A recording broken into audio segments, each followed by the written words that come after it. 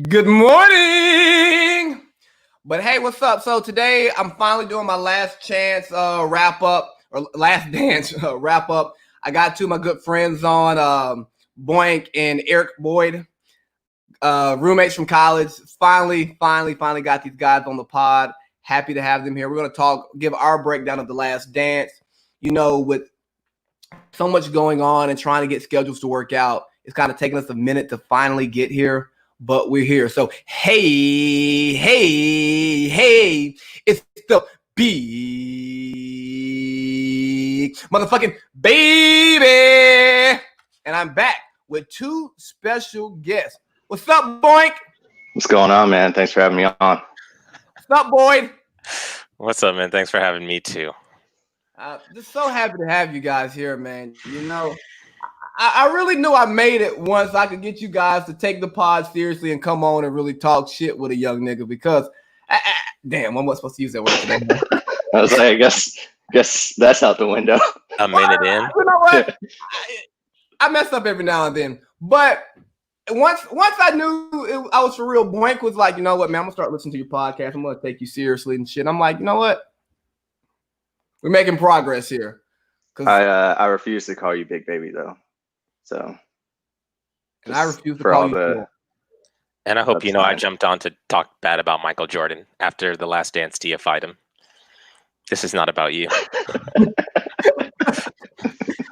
Well, I'm here to try to be an unbiased party for Michael Jordan. As you see, I'm wearing his rookie jersey back when he had hair and was a real nigga. I did it again. Yeah, Eric, you are going to be here to bash Michael Jordan. So, for starters, man, I know for me, Michael Jordan was the reason why I started watching basketball. For a long time, Space Jam was my favorite movie. I had a little Space Jam jersey. I used to play out the Space Jam scene in my room by myself, only child stuff. And you mean where he's like stretching like that? No, the whole game. I had like a little okay. I would like fast forward to the game part. I would just be in my room having a basketball game by myself. Thought I was Michael Jordan. Not weird at all. You know what? When you are an only child, you make fun on your own. You have to play with yourself sometimes. And but I remember the thing about Michael Jordan. I do remember the last shot, and it was like I remember where I was, and I remember crying, and I was like, "Wow, I really like Michael Jordan. Dang, my favorite player is retiring." So, like, just initially as a young person, what was Michael Jordan to you as a young person? AP, you want to go? To me, he really was Space Jam. Like, we watched the games when we really could fully understand basketball, what was happening. By that point, he was with the Wizards. So 96 Mike, I didn't really grasp. 97 Mike, 98 Mike, didn't really grasp. Like, saw the last shot, saw it when it happened, but it didn't mean as much because I didn't fully understand what was going on. 02, 03 Mike was still great. Obviously wasn't Chicago Mike, but that's the Mike. He was good. And of course, most of that comes with his legacy. So I guess great in that sense, it came with his legacy. But that's the Mike I remember most because that's the Mike I saw like full game footage of. Going back and watching the 96 finals and 93 finals, 91 finals, now it just doesn't do as much. And I watched them all through high school, I watched them all through college. It doesn't do as much because I wasn't watching it live. Still great. I can still appreciate his greatness. He is one of, if not the best players of all time, but it's just not the same sentiment as all those people that watched it happen. Yeah, I'd say like 98 finals, like the first finals that I like actually remember watching and like have recollection of. So like, I say like I caught like the tail end of the Michael Jordan era. Like obviously I wasn't like, had no idea what was going on in the games, but like still like experienced like a little bit, a very small sliver of it. But yeah, it was really just like the dude from Space Jam that stretched his arm out and, dropped it in. And I think it's good that we talk about that because I struggle in basketball arguments, basketball debates of just having a strong opinion on something that I didn't experience culturally. Like, it's one thing to watch the games and you can like analyze the film and say, oh yes, this person was this, and this. But like, if you're not there to feel it when it happens, it hits you differently. So I do remember like even before like the 98 finals, like I knew Michael Jordan was like great. Like, I don't really know how I knew that, if it was just like, you know, like listening to radio shows or just like, but I knew that. And even at like, you know, I was probably like 6 at the time, 5, whatever, but like I knew he was great. What'd you say? I said 5, 4, 3, 2, 1. Here we go. Yeah. I was about to go into that hook of that T.I. song, and Joe, you know what song I'm talking about. 5, 4, 3, 2, 1. You're done when I see you. Let's just go ahead and edit that out. All right, but anyway, so just initial thoughts. Like, what were your initial thoughts on the MJ doc? I'm gonna go to you first, Eric. I think you're gonna come in hot. I'm not gonna come in hot. It was marketed as like we were gonna get this behind the scenes look at the 98 Bulls, and to me it wasn't that. Like, they discussed things that for the most part we knew already. The things I really didn't know was the stuff involving Dennis Rodman, because as a kid I just didn't know that much with the curtain pulled back. But for the most part, everything discussed in the doc was like footage we've seen already, stuff we've known for 2 decades now. Like, it wasn't, to me, it wasn't what I thought it was going to be. It was hyped, and then it just was, of course, Michael Jordan is the best thing to ever live in a time when there is no sports. So this was the greatest thing ever. But I just had problems with how it portrays Michael as untouchable. Is he the best player ever? I think it is. I think it's more up for debate than people think. I think the only other person in the debate probably is LeBron, but the way they portrayed him in the documentary was, there is no debate, there will never be a debate. And that's the only part I really took problem with. It was very well done.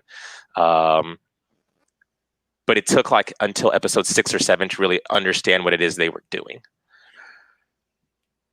So I'll say, go ahead. Adam. Oh, all right. I'll say, I think the reason that you think that like MJ's untouchable is because like of the media response, which is like what they did to him like in 98 as well.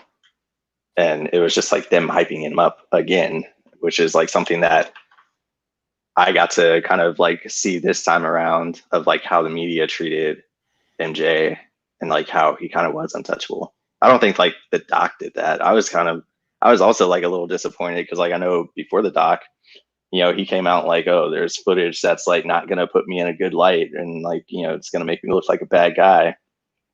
I didn't really see anything that was like terrible. Yeah, he called Scotty Burrell a hoe. Like, okay. Like, and just reading like the Jordan rules and like his bio book, I can't remember who wrote it, but like everybody knew he was an asshole. Like, I didn't really learn anything new. It was cool to like see it and like kind of see the response like 20 years later, and like how people view him now as well, like whether it's former teammates and the media. That's what I enjoyed about it. Like, I thought the doc was like overall like I thought it was nicely done. Like, they obviously like it was about Michael Jordan, but like, you know, they hit Steve Kerr, Kukoc a little bit, Scotty, Phil, like Jerry Krause. I thought it was like a nicely done doc, and then the media like kind of, you know, does what the media does. So, for what it was, I appreciate it. Yeah. And that's where our first topic kind of goes, is like the media response to MJ. And I have a huge issue with the media response to MJ, because a lot of the media who's powerful now were covering Michael Jordan back then. Some of them have the close relationship with him. They saw how he handled himself and they loved it. And it's like, Jesus Christ. The documentary, like you said, Joe, it didn't teach us anything new about him, the basketball player. Maybe a little bit to some people about him, the person, but for people who follow sports, who follow basketball, they knew what was going on. Like, we didn't learn much new. But the way the media responds to Michael Jordan, the way that he gets a pass for damn near everything that he's ever done, it's like, okay, because it's Michael Jordan. And I feel like I like Michael Jordan less, and it has nothing to do with Michael Jordan. It's just the media excusing every single thing he did and say, well, he won 6 rings, so it's okay. So like, I think that the documentary was an MJ PR machine. Like we saw that he decided after LeBron won in 2016 that he wanted to put that narrative out there. Like, hey, like, hold on, before y'all start thinking he's the GOAT, let me show y'all who the real GOAT is. Although I'm the GOAT, and I'm willing to say that there are some people who were paid off in the media to push this narrative for Michael Jordan. I don't even think they were paid off. Like Ahmad Rashad was hanging out with him, like by his own will. You know, like who wouldn't want to hang out with MJ? I actually thought that bromance was really cool. That was actually a really fun part of the documentary. Like, yeah, Rashad just rolling up to practice with him. Yeah, exactly. But like, you know, he's one of the biggest NBA media people like ever, and he's just like in his hotel room, just like, I'm not saying it's like an inappropriate relationship. If they're friends, they're friends, but like he's definitely like not gonna bash a guy, you know, if they're boys.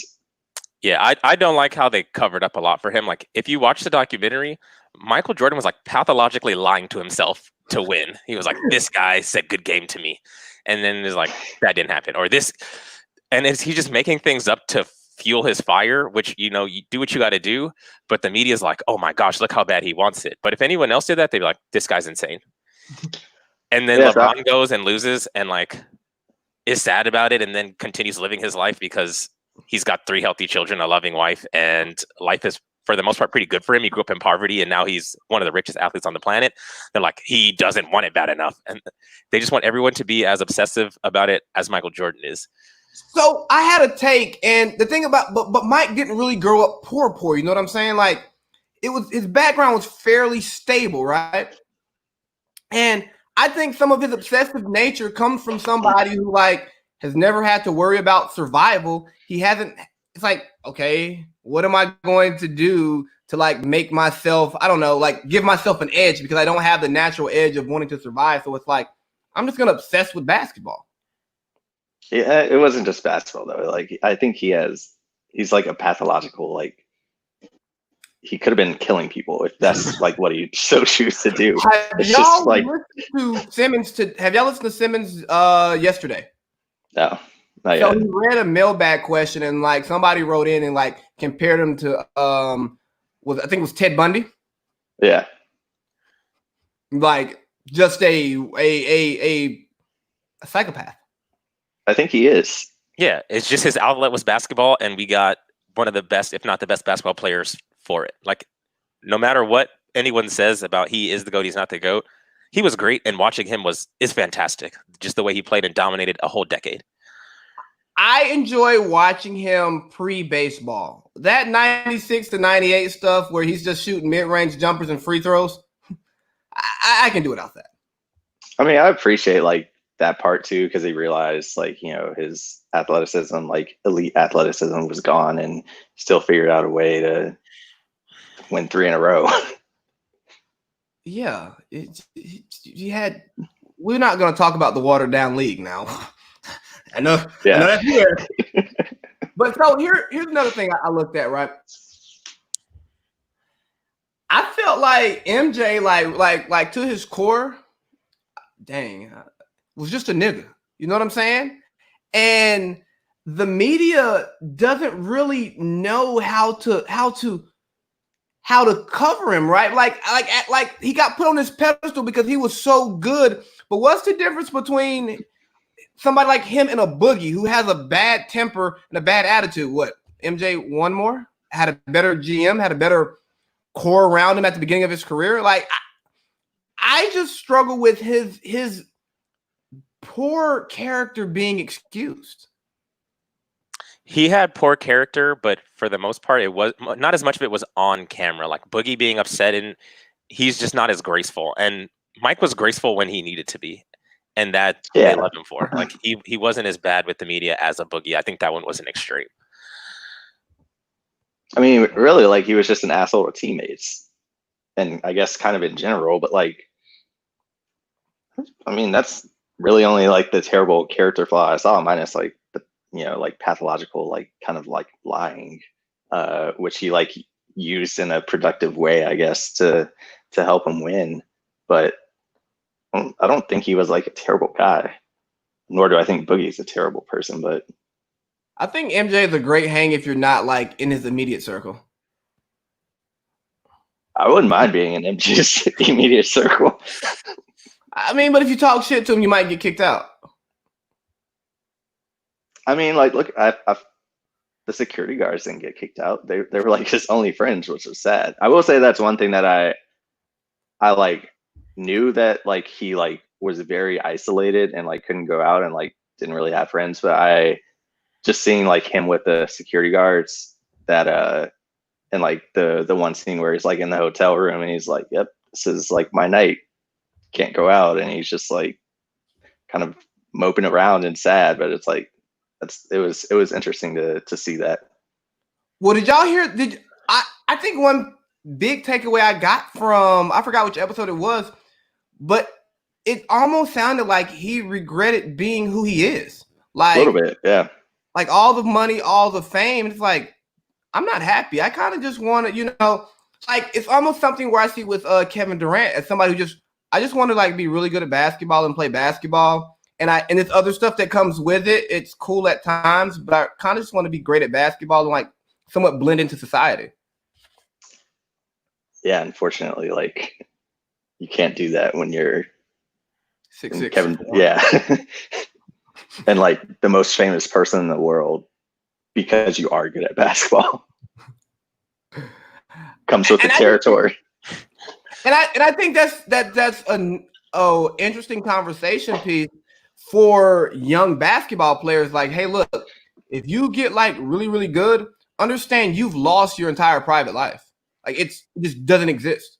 So I think it's different now though for like young kids because they're already exposed at like 13, 14 as being like celebrities, like look at Zion. He's been famous since he was like 14. So he's like kind of used to it in a way. I'm not saying that he likes it, but like at least he didn't, get to like be like 23 or something and like all of a sudden he can't like do the things he could do like 2 years ago. Like he hasn't had a normal life since he was like 12. Yeah, he hasn't, but the good thing is like he can have a normal life with the other people that have had abnormal lives. So like him, RJ Barrett, Cam Reddish, Trey Jones becoming best friends at Duke because they all kind of get it. And the thing I didn't see from Mike is that the other people, of course, no one at the time was going through the same thing he was going through because no one was an icon to his level.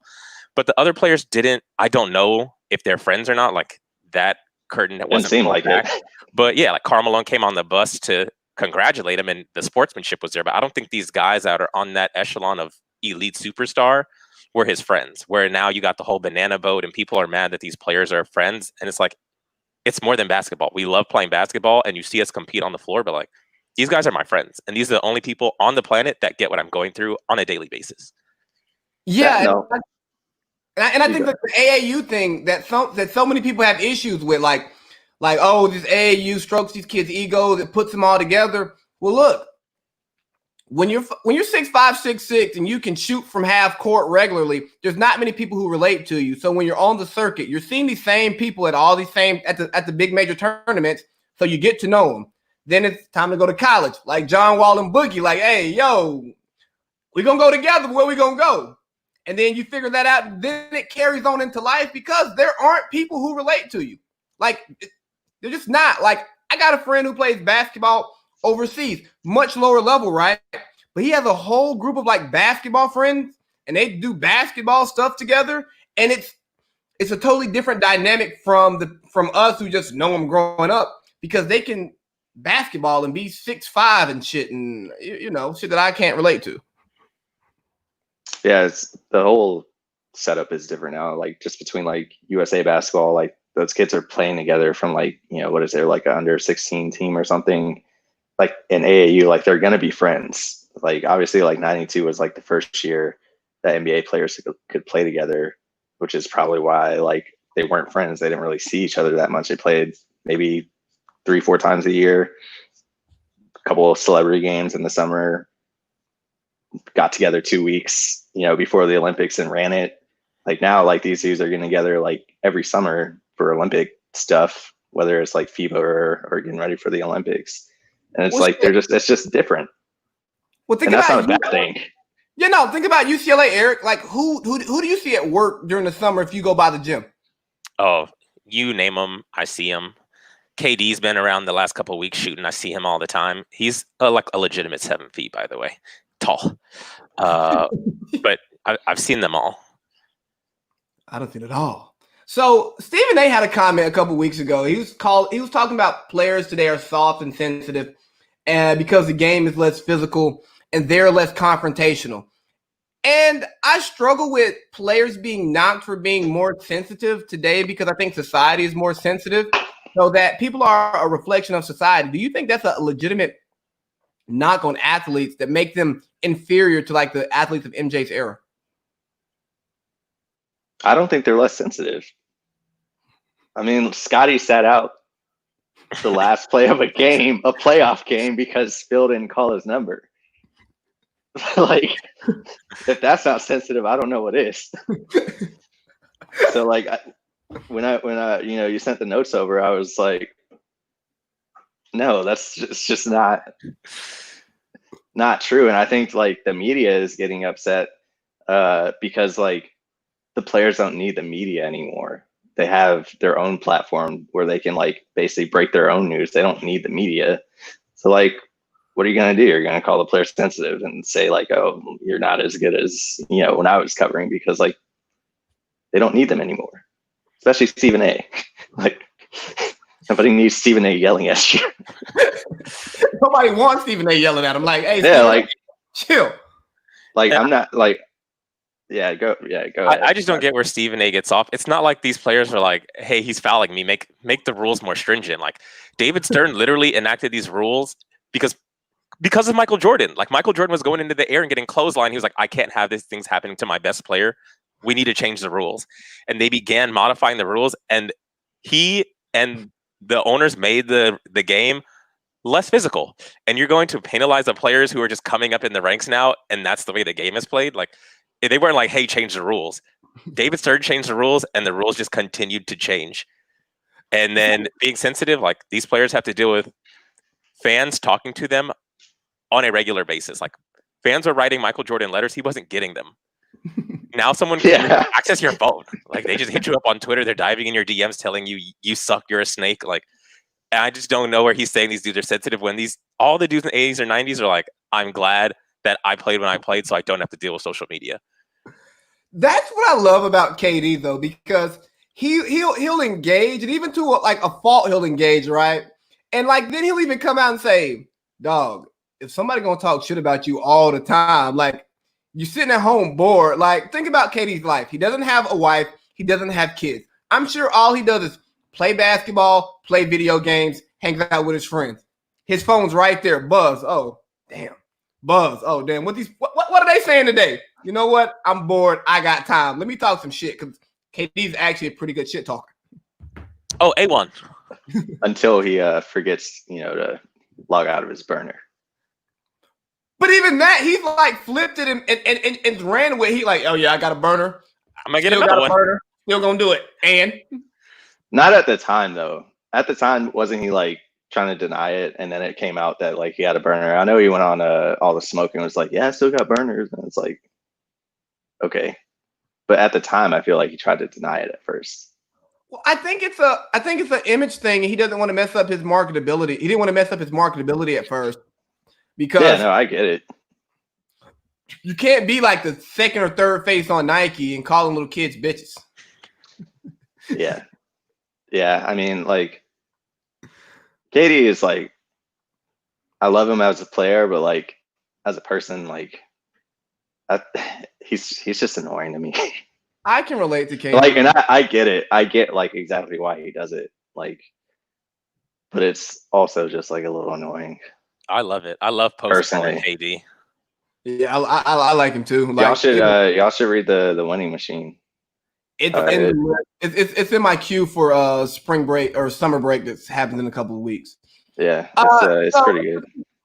so a little bit of the MJ versus Scotty dynamic, right? I think that's an important thing to capture because Scotty's not happy about how he was portrayed in the documentary, and I think a lot of that is Scotty's own fault. But at the same time, I also feel like MJ wanted to poke holes in Scotty just to assert his dominance, just to show the world that he was that much better. And Scotty isn't as great as we think he is, although he said all the right things about Scotty in the documentary out of his mouth, but the documentary portrayed Scotty to be kind of soft. I mean, like you said, I think Scotty kind of did that himself. Like, I would be pissed if my teammate, the second best player on the team, like had a migraine and like, I mean, like I get it. Like migraines are super tough to play with. Like I would still be pissed and be like, "Oh, headache, Scotty." like. Have you had a migraine though? No, I have not. So my sister gets them though. So like yeah, I've seen her. I know it's hard to play with. Like and damn near impossible. I get migraines. I get like 1 or 2 a year. And I don't leave my bed and the lights don't come on, the blinds are closed. Like, so him not wanting to go back into a game for a migraine, no judgment here. No, I get it, but like I said, I'd still be pissed. Like I'm not just gonna be like, oh yeah, man, it's okay. Like I'm gonna like obviously want to make sure you're okay, but like I'm still gonna be pissed if it's Game 7 going against the Pistons. Like they've knocked them out like what the past 2 years. Like I'm gonna be pissed after that. I would say in the Bad Boys documentary, they portrayed Scotty as soft, but like they're the arch nemesis. That's what you're going to portray him as. Yeah. And then I didn't think it was good that they used the exact same footage for the Last Dance documentary, and they cast him in the same light. Maybe Scotty was soft. I mean, you heard what Future said. That also plays like a big factor in my thinking about Scotty. Yeah, ever like since that whole Future thing. Yeah, Future ruined Scotty for I think there are Future fans. I think he ruined Scotty. Yeah, I can't look at him the same way. Although, like I will say, in Game 7 or Game 6 of '98, when he like basically blew out his back and still played, like to me, like they didn't like always portray him as being soft.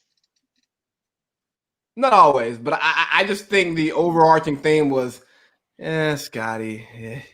He also like doesn't articulate himself that well, so he's just like, I can't see. I couldn't play basketball. It's like that's all you got, Scotty. Like you didn't like do yourself any favors with that. Like. So while we're on like some of MJ and his teammates, how do you feel about the MJ and Horace Grant dynamic?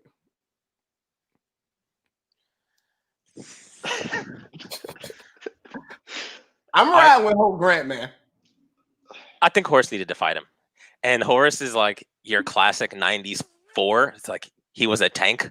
MJ didn't. And I don't think MJ wanted those problems, but I think MJ was like, I'm Michael Jordan. He's not going to touch me. And he wasn't. And I understand Horace wanted to put hands on him, but it was like, your whole career is going to be messed up if you touch this guy because he's untouchable.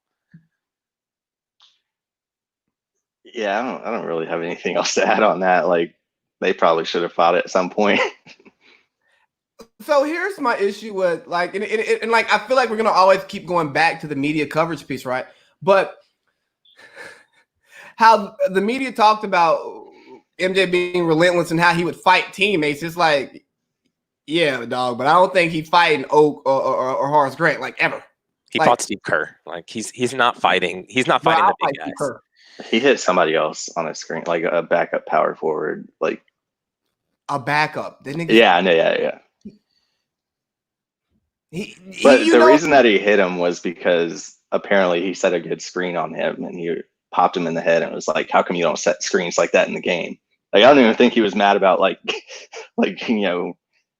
getting hit on the I don't screen. believe He it. was I just, believe that. I believe that's the story he tells to make it sound good. Like, yeah, I was trying to bring out the best in it. Nah, bro. that was from the Jordan Rules. Sam Smith wrote that.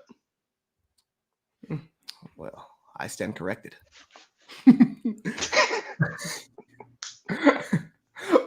So I think a nice narrative that's taken off this week is MJ versus Isaiah Thomas, right? And we know that it's been a rivalry. People have strong feelings about Isaiah Thomas, but one thing I will say about Isaiah Thomas from various outlets I've heard for players who played for Isaiah Thomas, like I'm talking about Isaiah, the executive, right? Not talking about his successes and failures, right, or his ability to run a team. But Trash. players said that Zeke had a genuine heart and really like looked out for players and took care of players. And based on the interview I saw he did with Jason Whitlock, he kind of talked about how he advanced a lot of things for players in as the president of the Players Association. Where do y'all fall with MJ and Zeke? Not a huge Isaiah fan. I know he's a great player. He obviously was like, I never watched him play. So like that also factors in, but like I know he's a great player from my dad telling me, and just like everybody else, you know, top 50, arguably top 25, maybe. He's just kind of whiny to me. He's always come off as like whiny, and he's like always tries to play the victim. Well, wouldn't you play the victim if you're beating up Magic, you're beating up Bird, you're beating up MJ, and you don't get any of the respect? That's the thing. Like people respect the 89, 88, 89 Pistons. Like they're one of the few teams to repeat. I don't even think the Celtics repeated. Celtics never did. Yeah, did the Lakers? Yeah, they repeated. They won in '87. They beat the Celtics, and then in '88 they beat the Pistons, and that was when Isaiah sprained his ankle. Yeah. So, I mean, they're one of the two teams to repeat in the '80s, like arguably like the best decade of basketball or hardest decade of basketball. Oh. So, it's like I feel like he's trying to create like a whole narrative for himself that like kind of wasn't there. It's like the Bulls teams, like obviously Michael's gonna get like more of the shine because like he won 6, you won 2, Magic won what 5? Like I think he was more than 2. Yeah, he was dealt an unfortunate hand just where his career was sandwiched, and it was where Magic's dynasty ended and then Michael Jordan's took off. But you still got 2 rings.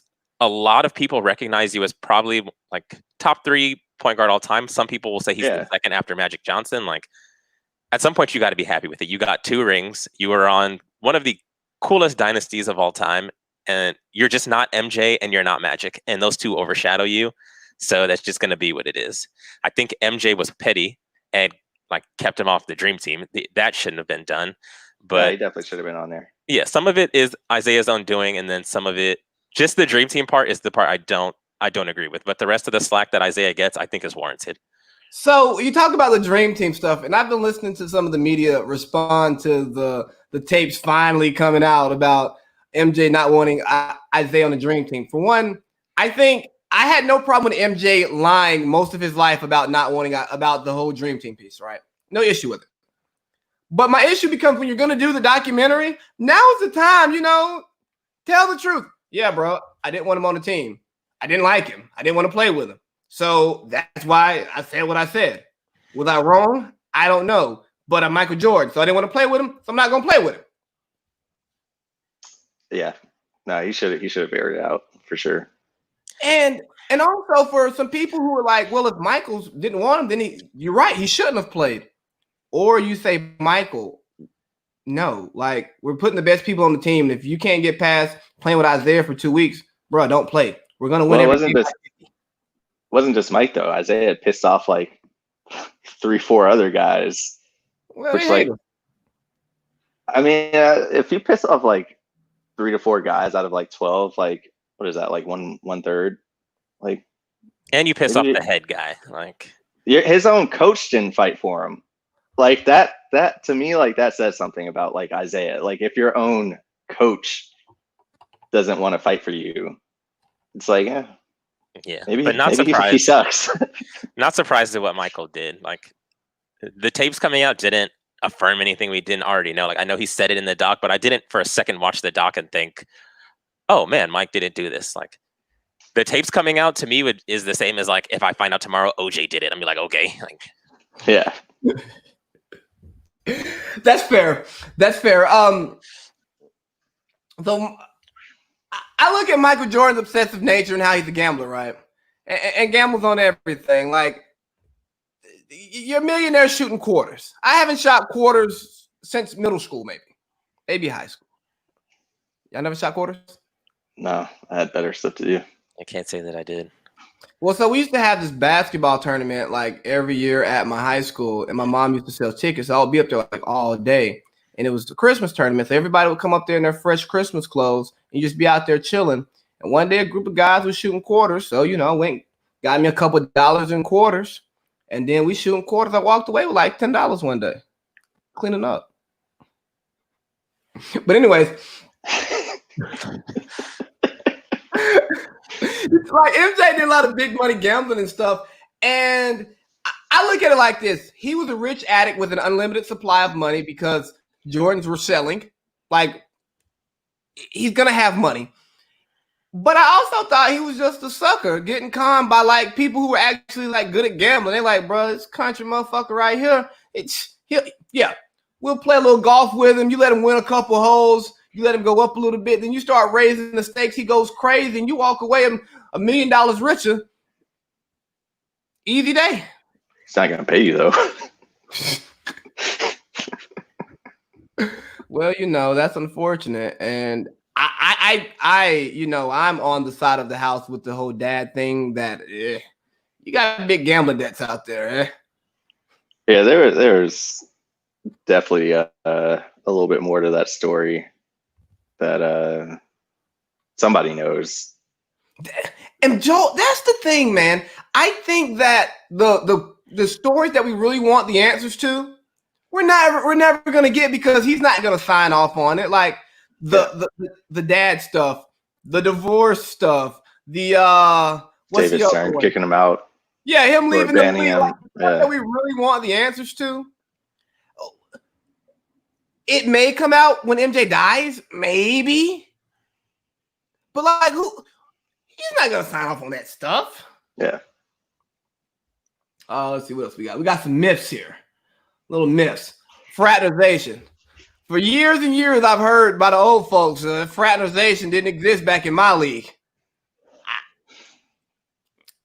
Shit. MJ tells a story like him and Magic was sitting together. In the finals when George Karl didn't speak because Magic was covering the finals that year. They're friends.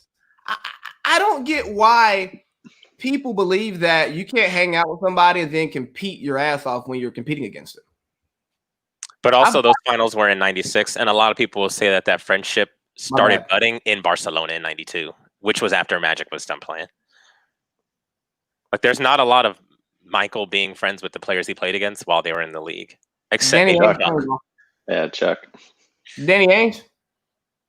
Who like Danny? I don't know. Ainge? Yeah, like I don't ever see like starting backup point guard for like Phoenix, like and the Celtics. Like Danny Ainge is not the person he was worried about. I was listening to something, and somebody was talking about great Celtics players, and they threw in Danny Ainge, and I'm like, shut up. He's a genius. Jesus Christ. What about the pizza for the flu game? So I'm sure you guys have, listened to Simmons talked about it in one of his podcasts. I'm not buying it. I'm not buying the whole story. The guy who like apparently made the pizza came out, said he was like a huge Bulls fan, and like it was him and another guy that like he like drove personally to like deliver it. He saw like MJ in Utah is like still fairly cold in June, apparently, like in a wife beater with like the window open or something. And then MJ spits on the pizza so nobody else would eat it. So like I don't know. Like I'm just not buying like the whole like, oh, showed up like 5 deep, and like, how do you poison the pizza like spur of the moment? I'm not buying it. I don't buy much of anything that comes out of that man. I think that like these crazy narratives he built in his head about people, he just built crazy shit. He probably just got really drunk the night before, and maybe it just didn't wear off like it normally did. Yeah, it's something. I think he was ailing from something. It doesn't really matter what it was. He was clearly like in some kind of state where he wasn't fully ready to play a game, and then he went and played and had a great game. So if it was food poisoning, if it was the flu, it doesn't matter. He was messed up, and he still went out and balled out. Like, yeah, I'm not saying that he like wasn't sick. I'm just saying like, I don't know if, and I think he changed the story like for this doc like just enough to like where people like, give him like a little taste, like, oh, actually it wasn't the flu, it was food poisoning. This is what happened. And it's like, oh, I guess that like wipes the hangover or he was drunk thing like out of the window, which like I don't know if that's true or not. But like he changed it like just enough, to give us a nibble. Ooh, a nibble. It's not going to change anything. Like, we're going to start calling the shoes the food poisonings. Like, they're still the flu games. It's still the flu. The game is still called the flu game. Like, it doesn't really change anything. I think that's why he did it, because he knew it was like, this doesn't change anything. Yeah, I was looking at some flu games yesterday. They're like $500, man. I really want a pair of flu games. I just cannot pay $500 for a pair of shoes. Can we talk about how Jerry Sloan didn't know that he was sick until after the game? Can we gracefully talk about Jerry Sloan and how he made very few adjustments in the 2 years that he played against the Bulls and expected to win? I don't really know if there's much else to say. Should have made some adjustments. I mean, is Jerry Sloan one of the more overrated coaches in basketball who had a lot of wins because he had John Stockton and the mailman?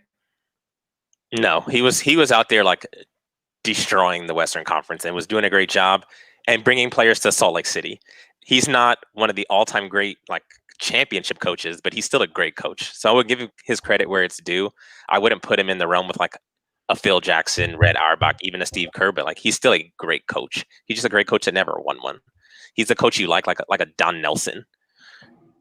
Nelly. I would say he was super old school, and he didn't change his game plan. I think he found out like Scotty was hurt like right before the game or something, like or maybe he found out MJ was sick. It was one of the two, and opted not to tell his team because he wanted them to like go out and execute the game plan that they had already set in place.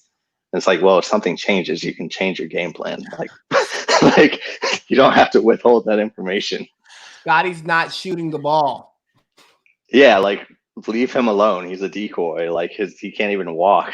like no, like keep attacking Scotty, and like we'll just keep going, because then they'll lose focus. It's like I don't know. I would have not what I would have done. I think one thing that the documentary did show is the overall lack of competence of people in the NBA. Like a lot of bad GMs, a lot of not so smart coaches. It's like, I'm not saying that today we have the smartest coaches and smartest GMs in the world, because what Grunfeld just got fired. He's terrible. But it's like, bro, y'all just gonna let him keep doing this, huh? Nothing's gonna change. Nothing. Basically. It's like, hey, we're gonna pick and roll them to death. They don't know what's coming. Yeah. But I think here's the big piece I want to get to. The GOAT conversation, right? And for the longest, Michael Jordan was the unassailable GOAT. Like, who you can't beat Michael Jordan, 6 for 6, blah, blah, blah, all of that stuff, right? And then for some people, this documentary made MJ their GOAT. And I'm like, dog, how does a documentary that does not present to you any more basketball information, like his resume did not change because of the documentary, now all of a sudden make him the GOAT? Joe, who is your GOAT? I have MJ as my GOAT, but I think LeBron is like the greatest, or I guess the best player to ever play. Oh yeah, copping please already. I see. Hedging your bets. I mean, like that's I don't think Michael Jordan was like the best player, but I do think like his overall like demeanor and like to me like what stands out is it's hard to go 6 for 6. It's hard to win 6 championships, like period. And like for him to go 6 for 6 with 3 repeats, like I get the second one league watered down, got it. First one league was not watered down, and for him to go like 6 for 6, 3 in a row, that's fucking hard to do. And he was the most famous man in the world for like, I don't know, a solid 8-year stretch. Yeah. And I think that's you talk about the most famous man in the world, the Like Mike campaign, being the first person with their own like real signature shoe with the whole Nike behind him. I think that's the strongest case for MJ as the GOAT because like I think LeBron James is better at basketball than Michael Jordan. Yeah, like LeBron like makes his teammates better like in a different way, like on the court. Like MJ like pushed him to be like mentally tough, which you need, but like LeBron like makes the game easier for people on the court, which I don't think Michael Jordan did. So where are you having this GOAT conversation, Eric?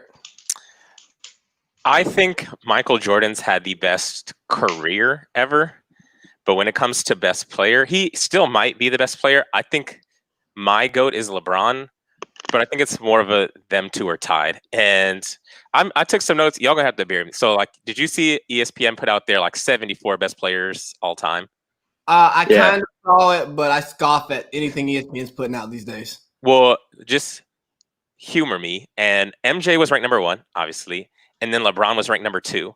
And then if you look at the people they've played in the finals, like MJ's finals competition compared to LeBron's has been laughable. And everyone wants to be like, LeBron has only won 3 and he's got a losing record. So if MJ's number 1 and he's got Scottie Pippen as his teammate, Scottie Pippen's ranked number 21.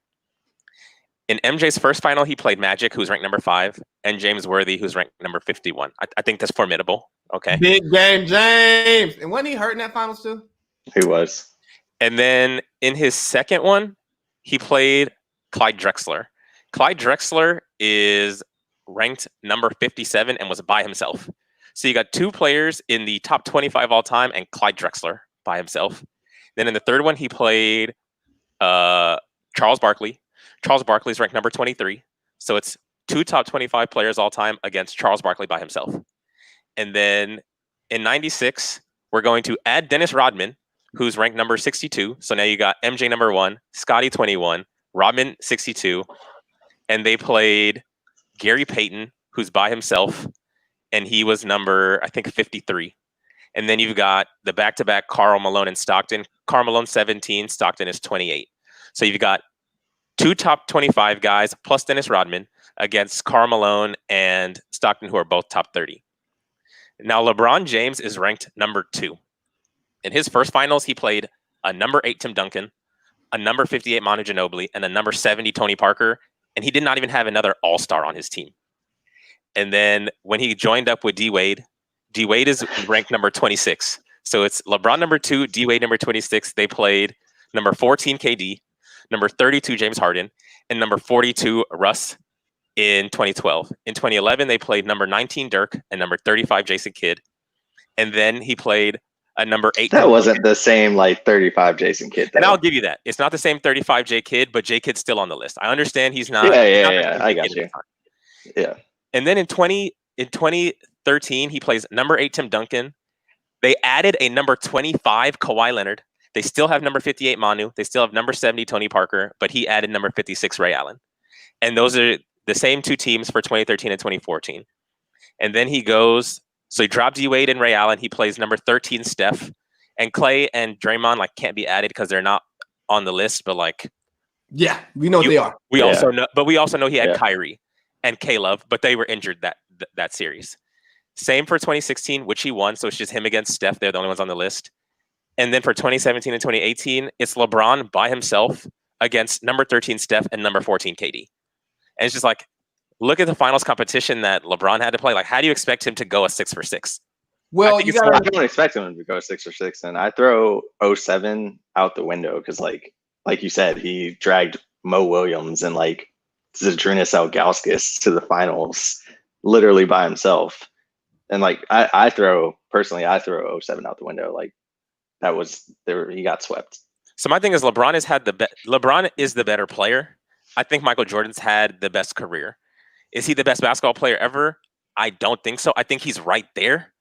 But I think if all the stuff coming together, the icon he is, how he took over the culture, and how he was like the first athlete to be this type of megastar, plus the winning, he did go 6 for 6. Like he's in contention for the GOAT. I don't think he's the best basketball player ever. I think he's probably second. And I think an interesting thing here, though, some people say that MJ beat up a tough East. The Knicks. No, he did not. And I even put down the Eastern Conference Finals. He played a number 10 Shaq, so Shaq by himself. He played a number 37 Patrick Ewing. Patrick Ewing was by himself. He played 63 Alonzo Mourning. Alonzo Mourning was by himself. And he played number 49 Reggie Miller. All those players were by themselves in the Eastern Conference Finals. Yes, he had to play the Larry, Robert Parrish, and Kevin McHale. Never got to the Eastern Conference Finals. Yeah, they put puts in him. And Michael had Scotty for all those. So it was him, another 25 player against Shaq is the only person he played in the Eastern Conference Finals that's in the top 25. Whereas LeBron had to play a number 20 KG, a number 54 Paul Pierce, and a number 56 Ray Allen in the Eastern Conference Finals. So like Michael Jordan's route through the East for the first round and the semifinals were a joke. And in the Eastern Conference Final, he played teams that were cool, but were never going to beat him. It's like Toronto when they had DeMar DeRozan. Like this team is cool, but they're not going to beat LeBron. It's like the Atlanta Falcons when they were number 1 in the East. Like this team is cool, but they're not going to beat LeBron. Like all these teams playing Michael Jordan were cool. They were never going to beat Michael Jordan. Like we didn't take them seriously. Even Reggie Miller and them, who went to a 7-game series, like y'all not really about to beat Michael Jordan right now. Like yes, it went to 7 games. Like we never thought PG and the Pacers are really going to beat LeBron. Like y'all went to 7 games, but we weren't taking y'all seriously to win this series. It's funny to talk about that. And we were in Vegas in 2018, and we're just it just recently happened, like on the Snapchat memories, and we were talking about how the Celtics were favored against the Cavs in the 2018 Eastern Conference Finals, and Pierce Hodges cleaned up. He was rolling in the racks.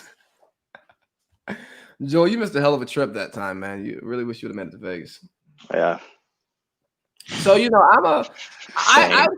I'm shocked that you went LeBron as your GOAT though, Eric, because I remember when he first came to LA, you were skeptical, and you've been a Kobe zealot for ever since I've known you.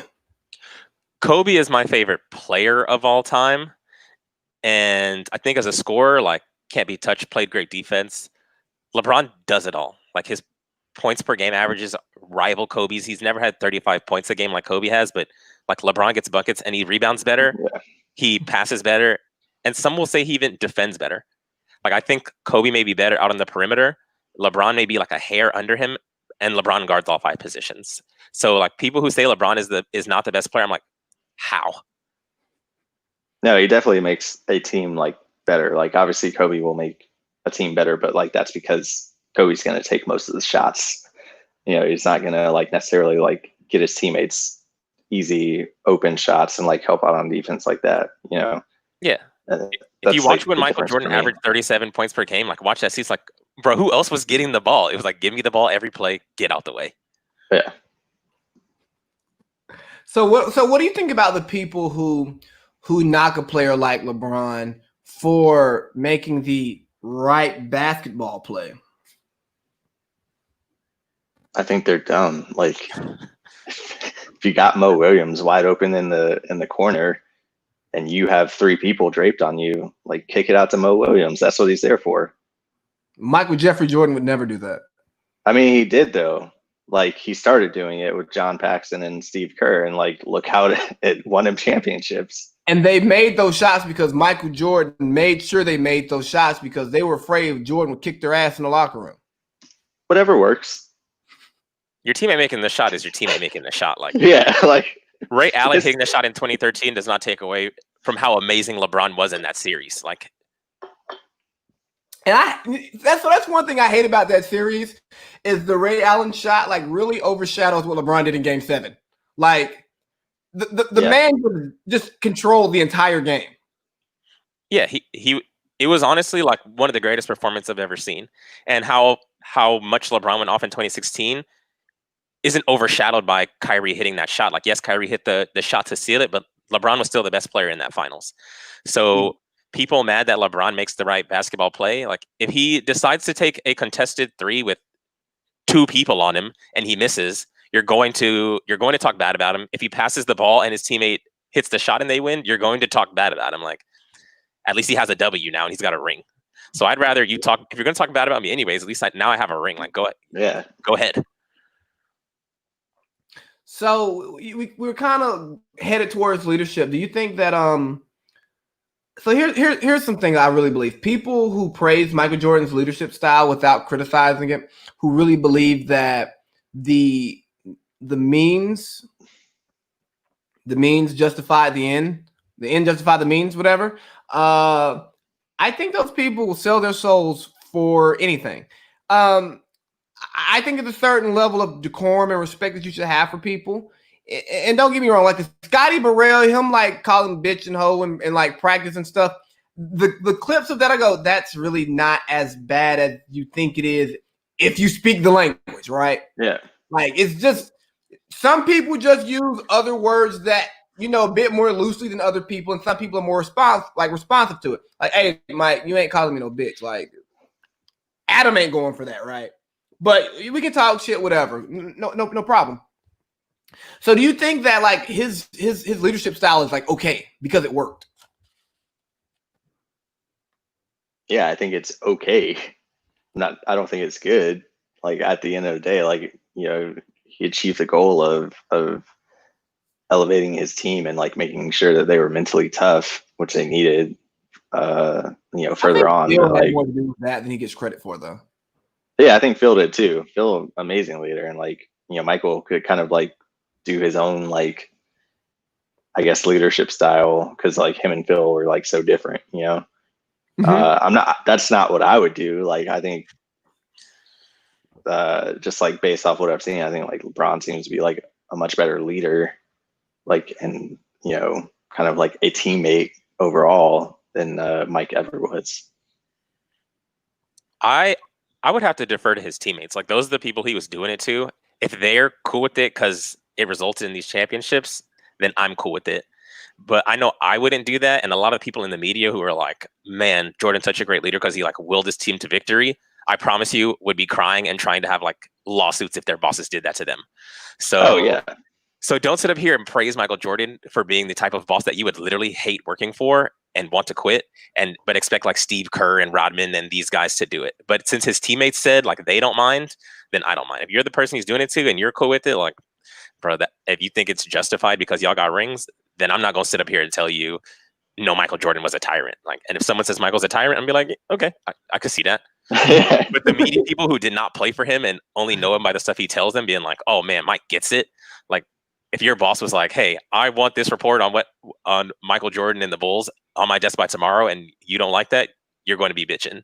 So don't sit up here and say Mike gets it, but you wouldn't want your boss to do it. But I also think like you know, hindsight's like also a little 20/20 because they won 6 rings from it. You know, of course it's gonna be like, oh, you know, it was fine. Like, you know, it was no problem at all. But like you said, I'm sure like in the moment, like they probably didn't like it. you know?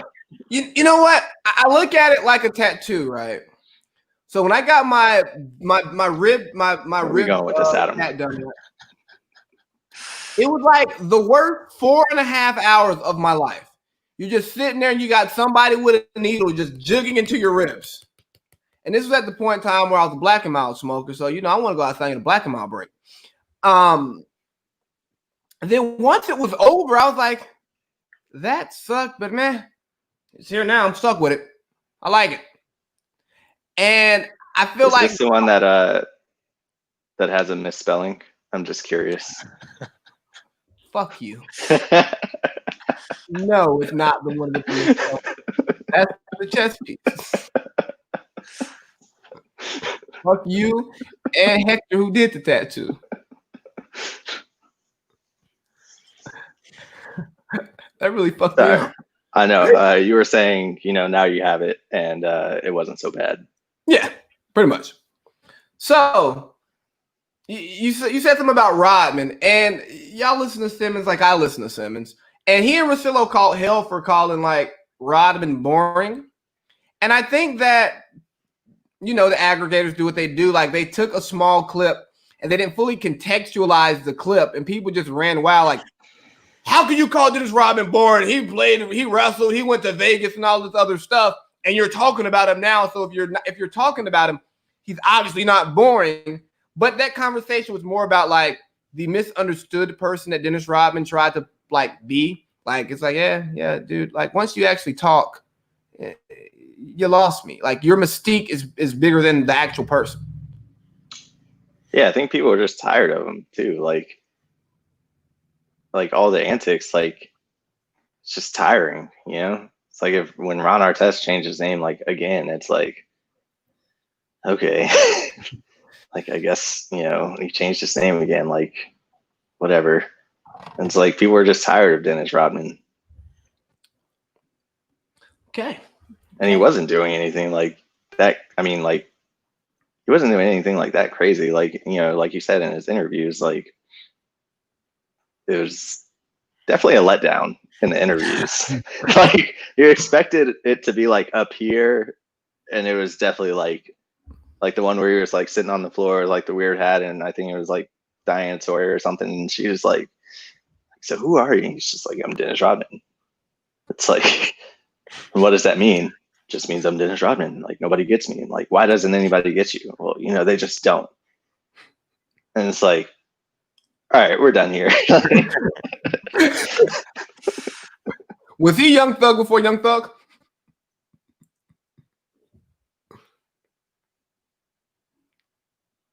No, I like Young Thug way more. I just was throwing something out there because Robin wore dresses. So I'm getting to some of the more miscellaneous topics. What do you got? Like, Time Martin? Yeah. Are you at your office? Yeah. This is funny. Eric's at work. So I look at the Jerry Krause piece, right? And I think Jerry Krause gets entirely too much flack for tearing the team apart. Now, he put the team together, and I think his ego definitely got in the way. And for the people who say, you know what, they should have just tried it out, wrote it out again, I don't think so. Now, the approach he took to rebuilding the team, I think, was wrong. But I think that Jerry Krause made the right decision to be like, nah, bro, it's over. We're done. Let's try to move on. Where do y'all fall with that? You go first, EB. I think as a person, yeah, his ego definitely came in the way, but he put together third best dynasty ever, Lakers, Celtics, then the Bulls. So I think he's got to get his credit there. But I don't think he's the reason that they broke up, but he's definitely a major factor. And he's got to understand, like, executives, especially back then, aren't going to get the shine. The executives now will get the shine. But executives back then aren't going to get the shine. You still got the rings. Your paycheck is still hefty. Like, at some point, it's got to be enough for you. You're never going to be Michael Jordan. You put Michael Jordan on the team, but you did not make Michael Jordan. You did not make Scottie Pippen. Like, these players were the ones in the gym, and you just got to live with it. But you wasn't with me shooting in the gym.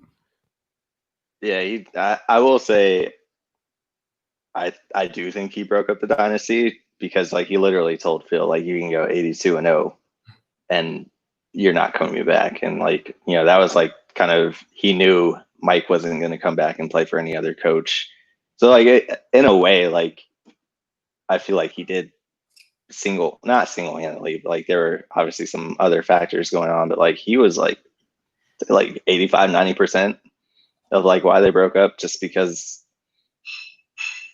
you know, he wanted to break it up. And I do think it was like getting towards the point where like they probably should have needed to break it up. But then I also think like Mike had a good point of like, if we're the champions, we deserve that right to go out and fight again. And like, you know, if we don't get it, then like, you know, I get it's too late if you don't get it.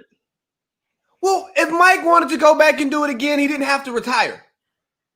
He chose to retire. He could have signed another deal and came back and ran it back. If they want to play for another coach, if they wanted to run it back, they really would have. Like if Reinsdorf came to him and said, like he said, Reinsdorf did, and was like, "I want you to come back again." If he had demanded like Phil or if he had really said Phil or I'm not playing, what's Reinsdorf going to do? Tell MJ no? So Reinsdorf is like the real reason, and he kind of like was the real like I guess not scapegoat, but like he got off real easy. Yeah. Krause is the scapegoat for Reinsdorf because Reinsdorf is fuck. Yeah, and he was just like, I don't know, Jerry Krause, and obviously Jerry Krause is dead, so he can't even defend himself, which is kind of fucked up. But he's like, I don't know what Jerry told him, but like I told him this, and it's like Jerry Reinsdorf was really like the he didn't want to pay everybody, but like, you know, Jerry Krause also like he probably pulled him aside and like planted some seed in his head, like, you know, you don't get enough credit for this. You know, you should be as big as Mike and Scotty. And he's like, yeah, I should. And then he just ran off with him, and he's like, I don't know why he thinks like that. He's just crazy. And Jerry Reinsdorf's fault. That's the end of my rant. That he got off easy in this doc. You know, and the thing about if they wanted to run it back, they could. And that's where I struggle with some of the MJ stuff, where he does not get the correct criticism for quitting twice. Like, hey, dog, I was tired. I was worn out, so I stopped. Or I'm not playing for nobody but Phil. But dog, if you really wanted to run it back, you could have ran it back. But MJ knew if he would have tried to run it back, Scotty wasn't coming back. Scotty had already said, fuck all y'all, because Scotty didn't want to mess up his summer. So you already knew what it was with Scotty. And I don't blame Scotty. I didn't want to mess up my summer. I wouldn't mess mine up either. We got 5. Like for Scotty's legacy, right? Scotty knows he's not like he's not GOAT level guy, right? What's the difference between 5 rings and 6 rings if we're talking about like trying to get more money?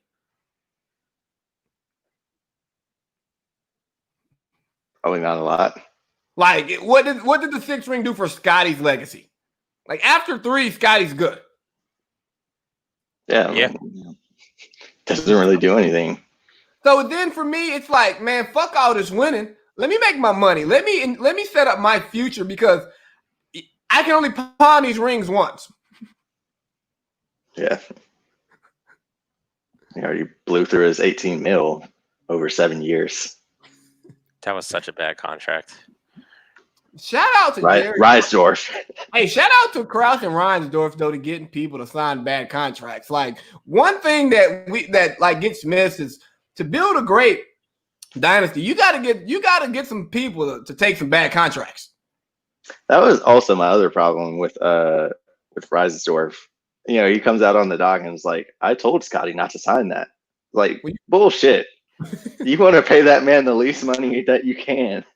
So, like, I'm 99% sure you did not tell him not to sign it at the, you know, the current back in 91 or whenever it was. And he's just like, yeah, I told him it was a terrible contract not to sign it. Like, okay. It's like if the Navy was like, oh, we want to give you a bonus, but you really shouldn't take it. Like, of course you're going to take it. Yeah, dog. Yeah, Reinsdorf did a great thing for him. So let's get into some. Okay, yeah. What about MJ's role in the community? I've asked people, do you think that a person like MJ has an obligation to the Black community to be a role model and to be a voice? Yes. Why so? He has a platform. You know, he has he can reach the most people, and he has like the influence to use that. So like I think he does. I would have liked to see him like do a little bit more. I know like the whole like Republicans buy shoes too thing like is a little out of context. That's a funny joke on the bus. I have no issues with that. Yeah, it was like not supposed to be like used like how it was. Like I think and I don't know if like Sam Smith because it came out like in the Jordan rules and he was saying like I didn't mean for it to be like that, and it got like blown out of context. And it was like just a funny joke on the bus that kind of escalated. But like I think he should have done more, and like but it was also a different time where athletes like you had like a very select few that actually like did use their voice, like Muhammad Ali, to speak out. Yeah, and Bill Russell, most overrated player in NBA history. We're like as nowadays, like there's no way that we can compare to LeBron because LeBron can just pick up his phone and like tweet out "I can't breathe still" or post a message like that. So it's a lot easier nowadays. And also, I feel like endorsement companies are a little bit more like they give you more room to wiggle with those areas. Whereas like that might not have been the case back in MJ's time. But I do think that he should have done more. Schmerk? I'll say I would have liked to see him do more, but he didn't have to do more. Like he's entitled to do whatever it is he wants to do. I would have liked to see him do more because he has a platform at that time that no one else has. But he doesn't have to. And if you choose not to, he needed to be ready for whatever ramifications were going to come from the community for him not speaking up on our behalf. Granted, not much came from it. So I guess he just got lucky. But if Michael Jordan wants to sit at home and not say anything, like that's his right to do it. I don't agree with it. I wish you would come say more, but we can't tell this man what to do just because he has his platform. If you have a platform, but people make it like he has to do this, and I don't think he has to. It would he certainly doesn't have to. It would be nice if he did, and I'd want him to, though. Like I'm not saying you got this platform, you have to use it. I think you have this platform, you should use it, and if you don't want to, then like we don't have to fuck with you. We'll still buy. Still do. Yeah. Yeah, they still do because he is who he is, and he kind of like his shoes fine. But I don't think he has to. I think he should, and he didn't. But clearly didn't hurt his pockets any because Republicans. And like I don't know what he did behind the scenes. He could have been making. I doubt it too, but like I don't know. He could have been making donations, and like if that's how you want to play it, like that's also fine. Like, well, I've seen where he's done a lot of stuff silently that people don't know about and doesn't get a lot of media attention. And I think that's great that he does that. But a lot of times the voice is more important than the money. And that's where my issue kind of was with Michael Jordan for a lot of issues. Like, okay, I don't care if you put money behind certain things that already have that are already well funded. Why don't you speak on it? Because your voice makes a different group of people take whatever this is more seriously, because what MJ says matters. Like we've been sitting here talking for an hour and 15 minutes about Michael Jordan, and he retired in the early 2000s. He matters. Like till he dies, even after he dies, like his voice will always matter. So I just think that no, he there's no obligation there, but I think that when you get to a certain place in life, you should use your voice to influence good, because I mean, day-to-day things don't bother him. So just some random miscellaneous questions we have here. What if you were like saying MJ's entourage, like what role would you play? Let's go with Eric first. What are my options? Oh my goodness. You got the funny guy, you got the shooter, the muscle, I understood. Well, I was putting it out there for some of our listeners who may not speak. I got you. You got the guy, the guy who carries the money. You got excuse me. You have the guy who pretty much is like, sets everything up, peeps the scene before MJ gets there, sets it up. You got the friend who you got the fall guy that Chris Carter talked about. That's an important guy to have. You have the guy who got the ladies. I probably want to be the guy who sets stuff up. I want to be as far removed from him as possible.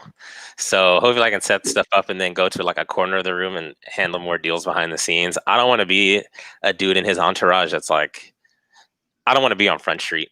If our checks is the same, I'll be in the background, and I don't want to be around Mike because anyone in that entourage, he's going to flame you because he's an asshole. What about you, Boy? Go for the funny guy. I have no problem flaming Mike back. Get into. I feel like it would be fun. Well, one bad joke and you're out of there. One joke that he does not like, and you're gone. It's a very fine line to walk, and you're probably going to be pissed off most of the time. But good thing for me, I don't get pissed off that much. I think I would also go with the funny guy route. I just don't think I'd last long. Although I wouldn't mind holding the money, skim a little bit off top. Not a bad place to be. Yeah. MJ, the section cost it cost $5,000 a night. Yep. Now it's $3,500. He ain't checking receipts. Yeah. 2.5 for me, thank you. Yeah, I think I'll be the funny guy. I probably last. I get myself maybe 6 months. Yeah, I mean, I don't know. I also think you wouldn't be doing that much going out because sounds like he doesn't go out that much. Oh no, Eric's a setup man. He's gonna set it up. We're gonna be out. They're just not gonna know it. There you go. We're gonna be in the back room, and invite only. The baddest of broads. Name an all-time starting five that you like to play with. You first, Boy. You pick your position, right? And then you fill in around yourself. You're the point man. So I'll play the 2 guard because I know my limitations. I'm not going to be bringing the ball up the court. I'm going to stand off in the corner, shoot the 3, shoot the J. So for point guard, let's see. I'd probably say Chris Paul. Chris Paul. Feel like he has enough of an edge to score if we need him to, but he's also a pass first guy. He'll be able to set everybody else up. If I'm at the 2, we'll obviously have to go pretty big from here on out since I'm 5'8". Oh, you can make up your own height here. Come on now. Oh, 6'5". I'll just give you my 2K stats. I'm 6'5", 220. And if we're basing this off 2K, then I can do way more than just shoot. I'm more of an all-around guard. I can do a little bit of everything. But at the 3, I'd say LeBron. We're still counting him as a 3 guard. 4, as much as I want to win, right? But as much as I would hate watching Tim Duncan play and having him on my team, actually I'll go KG. KG is a little bit more lively and they're on the on skill set or skill sets are not that far off. I'm not trying to watch Tim Duncan do back down post moves. Yeah, in little baby hooks. And then for the 5, I'll go Shaq. Just throw it to the big fella. Let him dunk on people. All right, and give me just a couple of role players, and it doesn't even have to be skill. We can get into personalities here. People you just want on the bench, for morale. People I want on the bench for morale. I'll go with Matt Barnes and Steven Jackson for obvious reasons. They just seem like fun guys to hang out with. Who else? I'll say Dwight Howard so we can make fun of him. He won't play. He's just getting flamed by Matt Barnes and Steven Jackson mainly, and probably Matt Chris Paul Barnes too. Way funnier than I thought he was. Like that nigga's funny. Yeah. I like to hang out with those guys. Me too. Yeah. Probably in about 20 years or so. Like 5. Yeah. What about you, Eric? I think I keep myself at point, but I'd have LeBron as my 3 and let him bring the ball up. Kobe would be my 2. The 4, that one's tough because like when I think of a 4, like Tim Duncan is the person I think of, but nobody wants to play with them. I don't know which era we're playing in, and is like as beautiful as Tim's game is. Like it's beautiful to watch. It's just not fun to watch.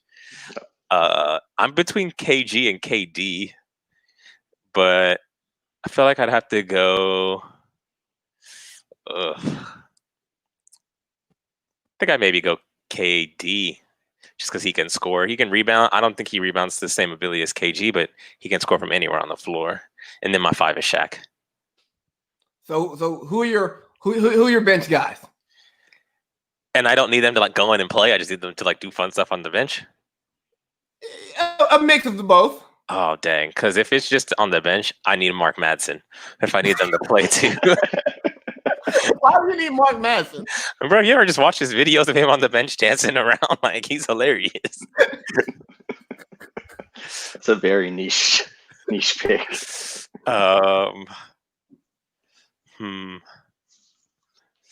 I do really like Matt Barnes and Stack, especially I like them on the We Believe Warriors. So yeah, them 2 could stick around.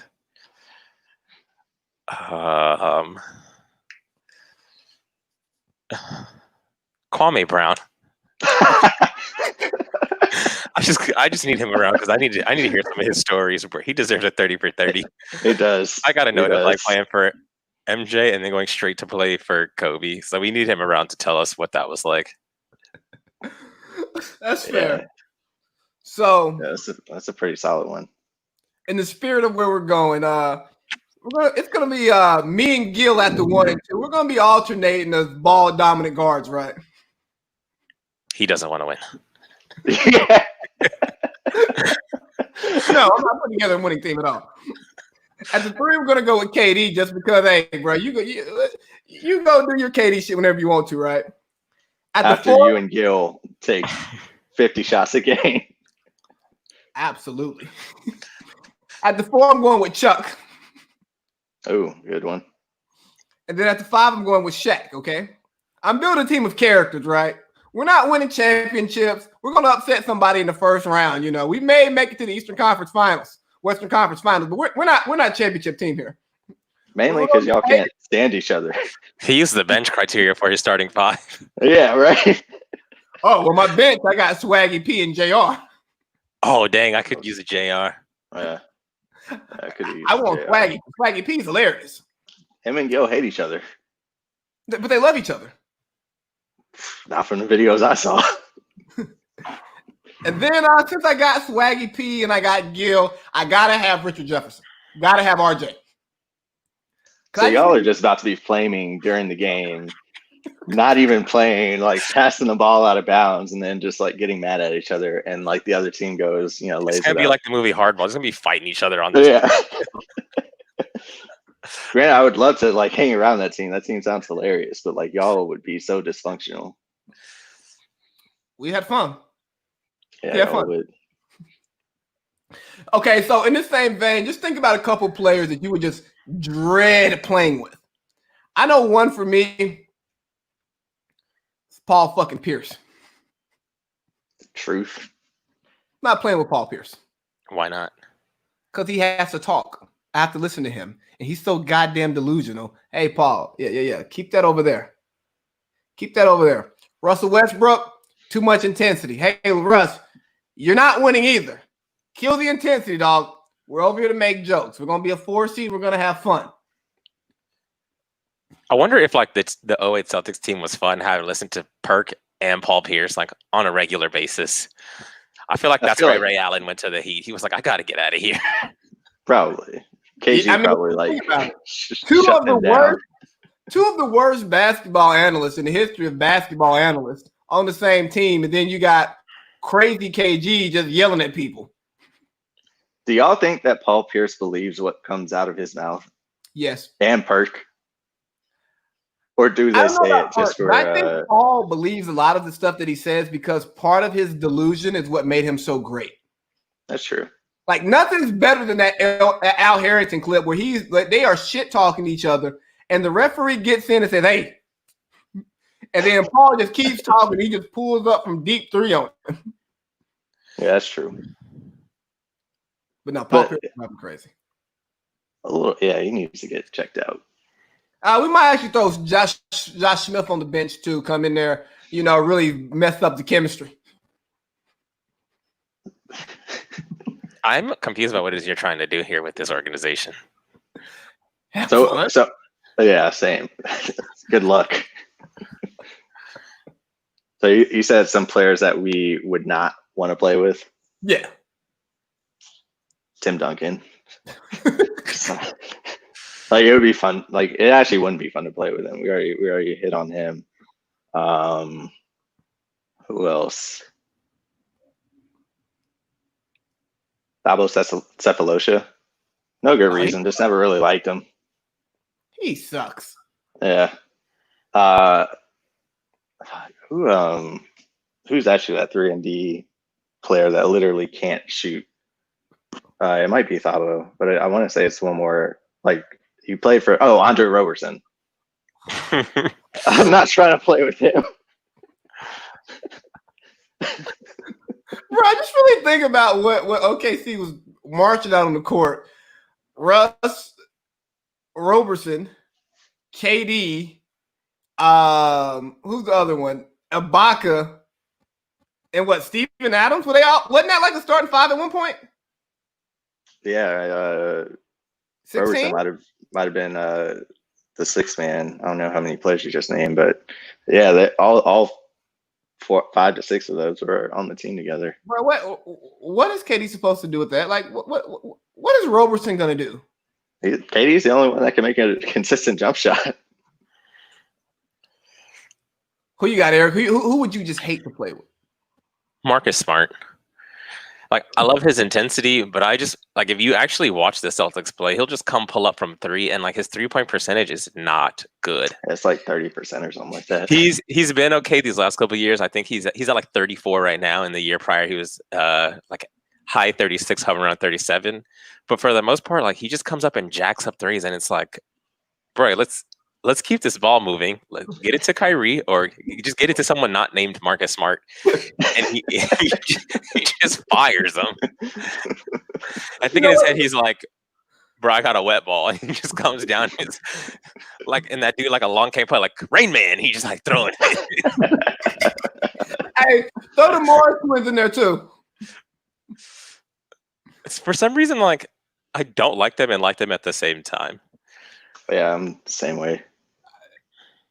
I'm good off the Morris twins. Like, you guys are tough guys, sure, whatever. Bad shots, bring them on. Yeah, got a lot of them. But I think we're getting to the end here. Yeah, I think that's all about I got there. Any concluding remarks you guys got? Oh yeah, throw MJ in that bucket of people I don't want to play with either. Too much intensity, bro. You kill all that noise, Mike. Yeah, I'm not trying to play with MJ either.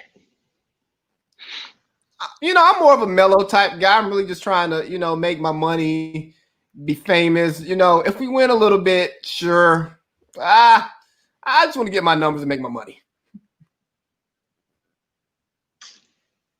Okay.